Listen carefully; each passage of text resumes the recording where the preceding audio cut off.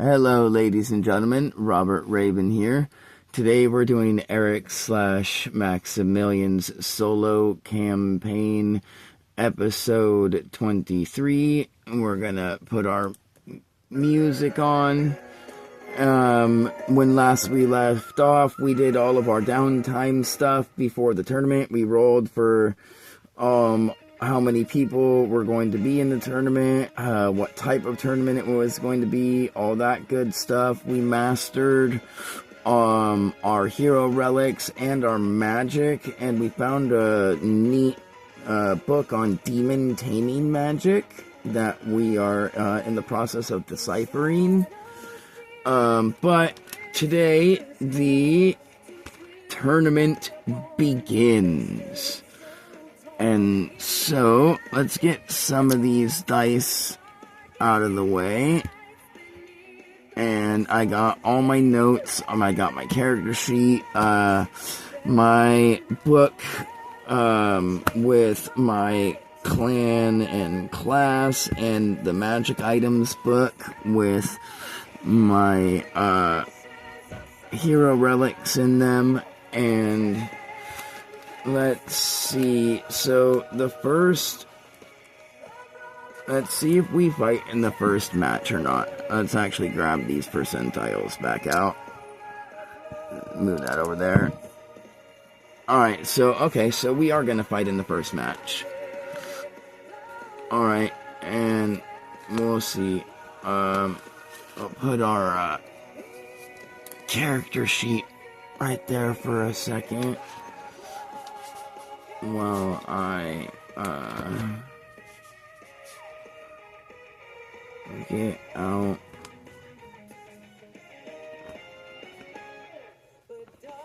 Alright, so right here. Alright, and let's see who we're going to fight against. Number 12.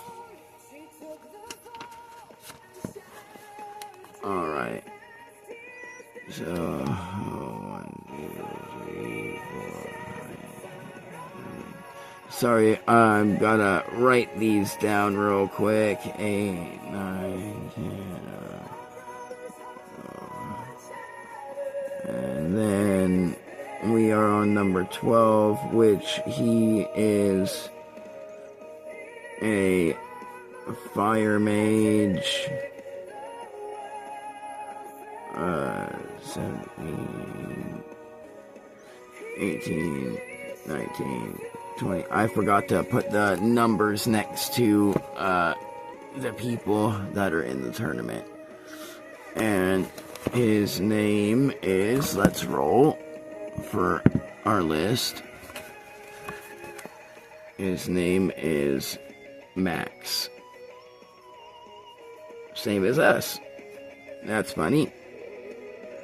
Well, alright. And he is also fire, which just really sucks to be him. Just, we're a water and ice mage. So, man, that sucks to be this kid. Let's roll. Let's see. I got all his stats and stuff right here. So, let's roll. Let's see what he. Is that his? Okay, so he's only got a. He's got a 10 to his initiative. Yeah, so we go first no matter what, because our dexterity is in, we have a modifier of 18, so we don't even need to roll. Yeah, 18 plus 4. We are way faster than him. Because all his stuff is in, intelligence. He's got a plus 12 in his intelligence. And so we are going to go first. Alright, let's see, what do we want to do? We got so many options now that we've done all our downtime. I've got all our levels in. Let's see. Let's go to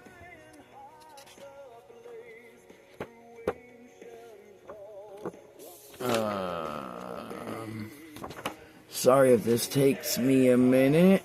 I've got so many bookmarks. I'm trying to find which one is which. Trying to go to the wizard. Let's see.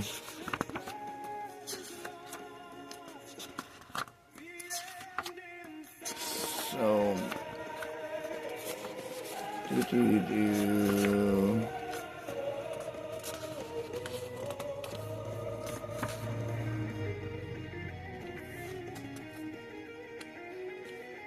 There's up here. Sorry about this. I wrote, so there we are. Witch and Wizard. Alright, let's see.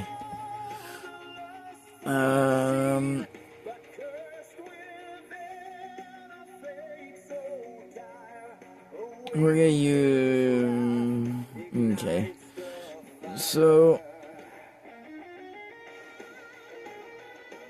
we're gonna spend 5 additional mana points on the spell that we use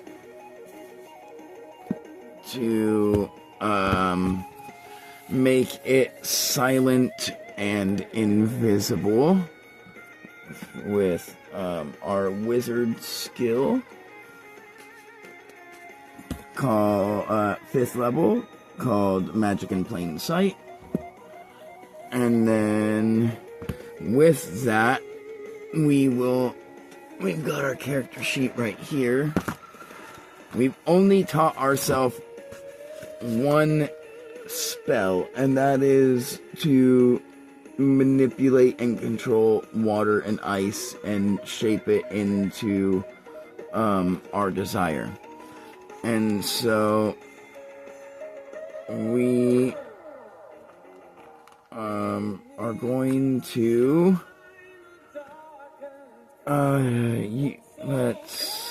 there's our mana. Alright, so we're gonna spend 3 combat points, which is all except one of our combat points, because we've trained to get an extra one. So we're gonna spend 3 combat points and 50 mana. So let's make a note over here of how much mana we've spent. 55. And with that, we will lift up our arms. And as we lift up our arms, we begin to move our hands in the air as we begin to collect and gather the water molecules from all around us into a giant ball of water that is up above the arena, and we position it to be right underneath the sun's rays, and then we condense it down into a small layered piece of glass that is almost like a magnifying scope, and as it collects the sun's rays, it begins to beam down rays of ice in all directions. And let's roll 3 times to see if he gets hit or not. It's a dexterity. Oh wait, wrong one. I need this. Okay, so he does not pass his first one. He does not pass his second one. And he does not, 14 plus his 4 is 18. No, he does not pass his second one. And so he takes 2d6 per beam, so 6, and 6 is 12, 13, 14, 15, 16, 17, 18, 19, 20, 21, 22, 23, okay, so 26, plus our, base of 21, so 47, and then plus, our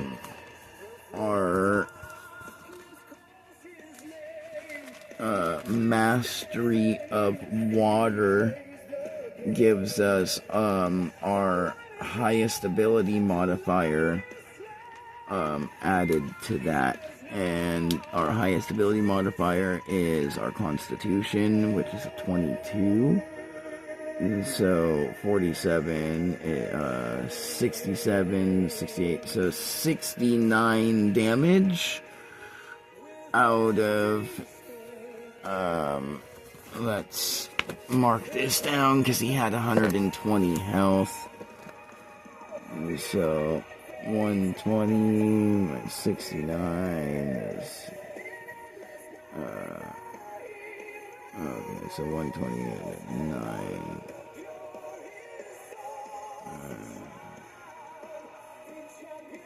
Hold on.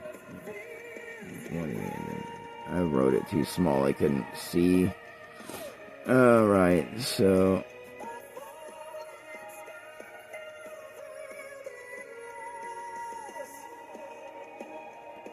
Alright, so he's at 51. If I did that right, which I don't care if I did, because it's whatever. There's at least 3 enemies on here that are going to actually hopefully be a challenge for us. That's what took me so long to make videos, is I had to write up everything. Alright, so, and then our 4th combat point, we are going to just use to, we're gonna spend, 5 mana, and, we're going to create an ice barrier around us that, when shattered, explodes for 1d6 plus, our highest ability modifier, ice damage, water damage. And so now it's his turn. And let's see. He notices that, as he, is, fallen to the ground with his back covered in ice, and one of his legs partially frozen, that he spends a combat point to break free, and then he looks at us and he starts analyzing the arena and the battlefield. And let's see, I've got some options for him.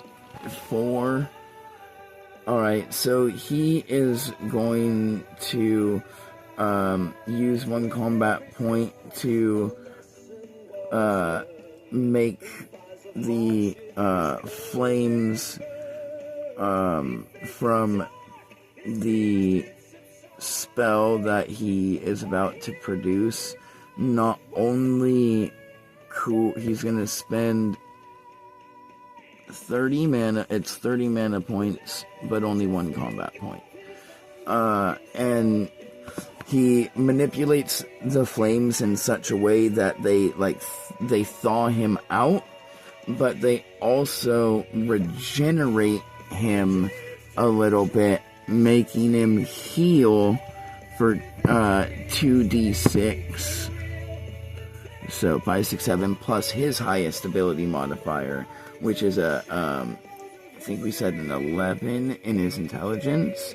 So he heals for 18 back. As fire starts to wreath around him and take the form of a phoenix, and the ice begins to melt, and he begins to feel more vigorated. And now he's at 69 health. And then he's going to spend his other 2 combat points to and he's going to spend 20 mana points. So 50 out of his 300, out of his total of 300 has been spent. He's going to make a small condensed fireball and throw it in our direction, and it explodes, wreathing the entire arena in flames. And so we can't dodge it, but we can see if we take full damage or not. No, we do not take full damage. Okay, so let's see, 4, 10, 13, 15, 19, and 20 cut in half. And so that's 20 cut in half to our shield, which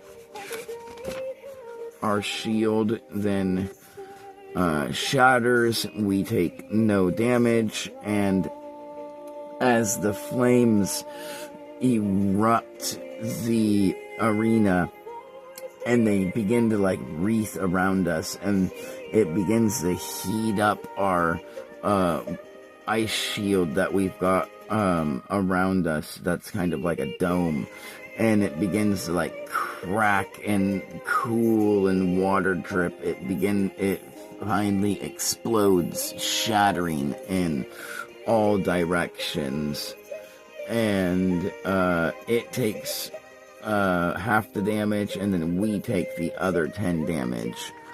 So we take 10 damage, which is fine because we've got plenty of health points. So let's mark this down though. So we've taken 10 damage, and then our thing explodes, and he takes 27 ice damage because it's 1d6 plus our highest mod. And then our ice mastery also makes it our highest mod again, so it's 44 plus 5. So he takes 47 ice damage.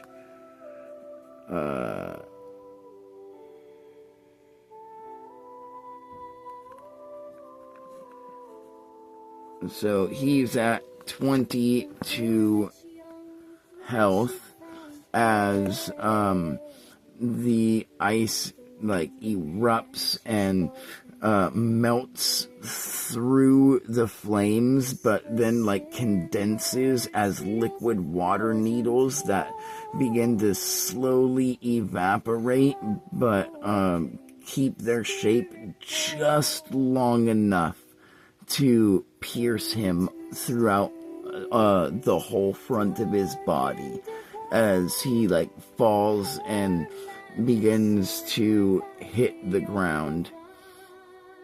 And now it is our turn again. And let's see.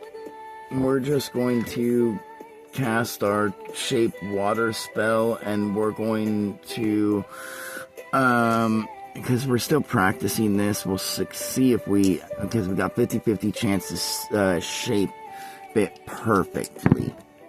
Alright, so we succeed into perfectly shaping it into what we want, because we rolled a 67.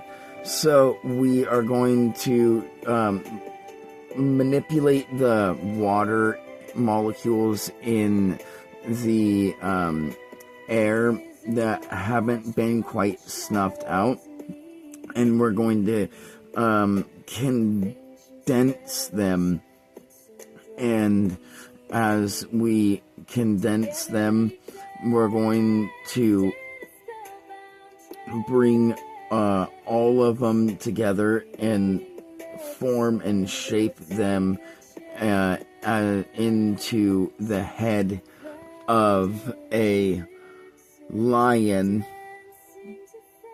that takes a solid shape as it begins to become ice, and then the head of the lion bursts forth from the water as like the water begins to like break off, and as it's breaking off, it's forming into these little ice lion heads that all ricochet and all over the place like it's hailing.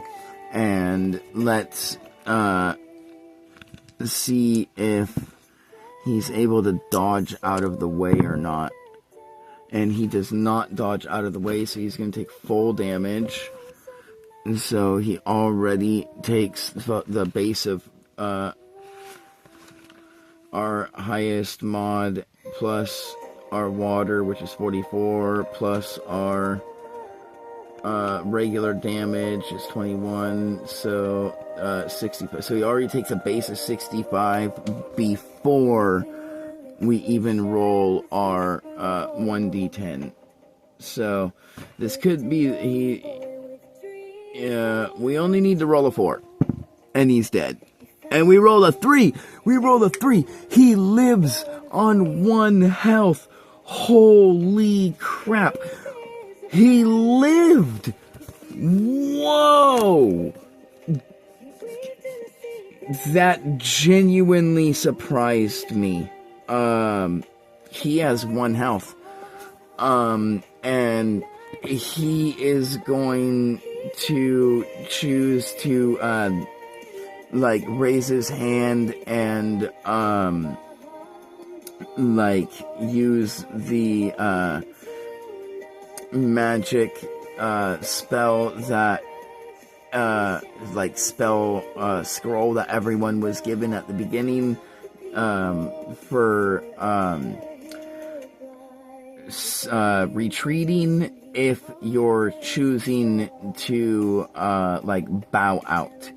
And so he activates his scroll, he teleports out of the arena, and he has chosen to fail in the first round, but live another day. And so Max has lived, but he is out of the tournament. Alright. And that is where we will end today's session. We are going to do another combat for every session coming forward until the tournament arc is complete. So I hope you all enjoy these combats to come. Thank you all. Like, subscribe, and join us on our adventures as we attempt to claim that #1 prize.